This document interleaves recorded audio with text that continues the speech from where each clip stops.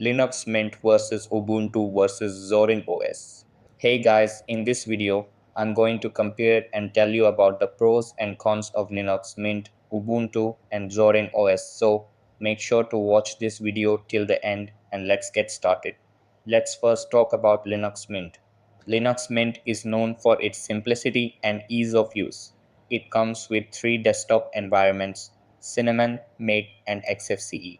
It's especially great for users who prefer a Windows-like experience and want stability.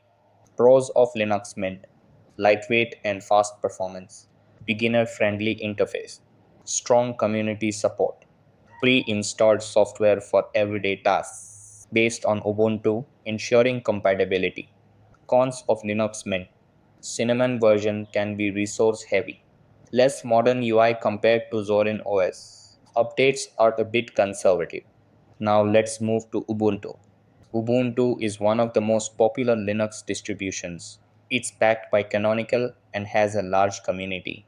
It uses the GNOME desktop environment and focuses on usability and stability. Pros of Ubuntu: massive community and support, regular updates and releases, great for developers and enterprise users, large software repository, official support for many applications.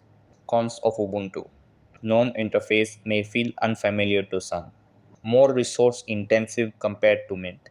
Some default apps may not suit all users. Now, let's talk about Zorin OS. Zorin OS is designed to look familiar to users coming from Windows or Mac OS. It offers a polished UI and comes with Zorin Connect for integration with Android. Pros of Zorin OS: visually appealing interface, multiple desktop layout options, beginner friendly, Zorin Connect for Android syncing, based on Ubuntu so it's stable.